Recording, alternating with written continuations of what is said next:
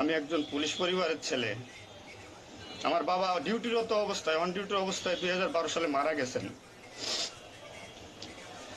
আমি পরিচয় দিতে পারছি মানুষের কাছে আমি একজন পুলিশের সন্তান। আমার ছেলে মেয়ে কিভাবে পরিচয় দেবে তাদের সহপাঠীদের কাছে যে আমি আমার বাবা একজন পুলিশ? কিভাবে পরিচয় দিবে? সিসি করবে আজ মানুষের কাছে, জাতির কাছে, সমগ্র পৃথিবীর কাছে মানুষ আজকে ভিলেন রূপে পাবলিক পরিচয় হয়ে গেছে। এই মানুষগুলো, এদের মৃত্যুর ভার, পুলিশ হত্যার ভার ডিপার্টমেন্টের সর্বোচ্চ পর্যায় থেকে সর্বনিম্ন পর্যায়ে এর সাথে যারা জড়িত ছিলেন তাদের দেওয়া লাগবে, তাদের এগেনস্টে হবে। প্রত্যেকটা পুলিশ সদস্য আজ বাইরে বেরোতে ভয় পাচ্ছে, মৃত্যুর ভয়। এখনো অনেক জায়গায় আমি নিউজ পাইলাম সকালবেলা, অনেকে পুলিশ মরে গেছে, তার কোনো হদিস নাই। এখন অনেকে আটকা আছে, সবাই প্রাণ ভয়ে, আজ পুলিশ প্রাণ ভয়ে লুকাচ্ছে। কিসের জন্য? আপনাদের কারণে, আপনাদের স্বার্থ উদ্ধারের কারণে পুলিশকে ব্যবহার করছেন প্রত্যেকটি ক্ষেত্রে।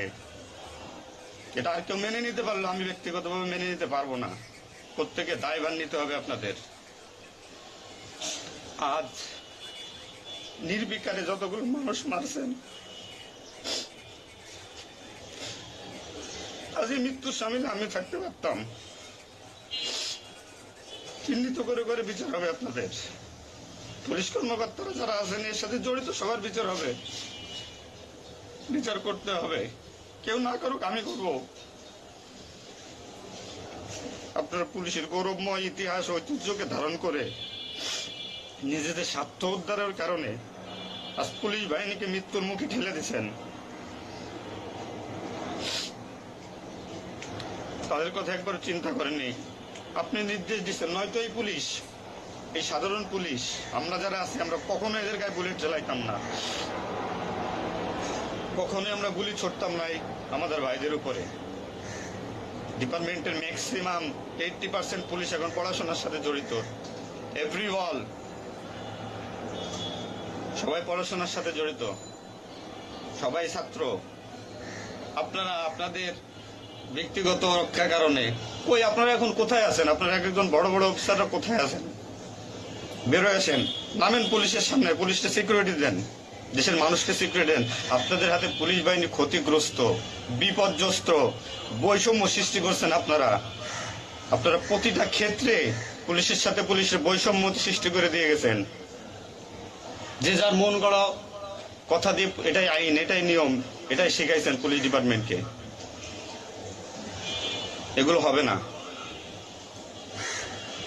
আপনারা যে যেখানে যান না কেন পালাইয়ে, যেখান থেকে পলায় যান, এই পুলিশ আপনাকে খুঁজে বের করবে। এই মৃত্যুর দায়ভার আপনার নিতে হবে। সত্য কথা বলাতে অনেক পুলিশের চাকরি খেয়ে নিয়েছেন আপনারা। আপনারা সুযোগ পেয়ে স্বার্থের কারণে অনেক পুলিশকে বলে পুলিশ ডিপার্টমেন্ট থেকে বিতাড়িত করছেন। তাদেরকেও পুলিশ ডিপার্টমেন্টের প্রয়োজন। আপনাদের স্বার্থের শিকার তারা, আপনাদের স্বার্থের বলি তারা। অনেক পুলিশ ভাইরা, সাধারণ পুলিশ ভাইরা যাদের চাকরি থেকে বিচ্যুত করছেন, অবিলম্বে তাদেরকে চাকরিতে আনবেন আপনারা। এটা আমার অনুরোধ। আজ দেশে কি মুহূর্তে, পুলিশ কোন সিচুয়েশনে ঠেলে দিয়ে গেছেন। নিশ্চিত মৃত্যু, পুলিশ মানুষ নির্মমভাবে পিটাই পিটাই মারতেছে। এর দায়ভার আপনাদের নিতে হবে। প্রত্যেক পুলিশ পরিবারের যে আক্রোশ, যে কষ্ট, এগুলো দায়ভার আপনাদের নিতে হবে। সাধারণ মানুষ আপনাদের ক্ষমা করবেন। আপনারা সবাই চিহ্নিত, আপনারা সবাই এই বাংলাদেশের দুর্নীতিবাজ পুলিশ অফিসারদের আপনারা সবাই চিনেন, আপনারা সবাই তাদের চিনেন। এদের বিচার আপনাদের করতে হবে। এই বিচার চাই আমরা, সাধারণ জনগণের হত্যার বিচার চাই, পুলিশ হত্যার বিচার চাই। পুলিশ হত্যার বিচার না হওয়া পর্যন্ত আমি ডিউটিতে যাব না, আমি আমার কর্মস্থলে যাব না। অনেক পুলিশ সদস্য এখন পর্যন্ত নিখোঁজ। আমার সহপাঠী ভাইরা মারা গেছে, আমার পরিচিত ভাইরা মারা গেছে। তাদের সন্তান হাউমাউ করে চিল্লাইতেছে, আমার বাবা কই? এর জবাব কি কে দেবে? জবাব দেওয়া লাগবে। এতগুলো মায়ের কল ফাঁকা করছেন।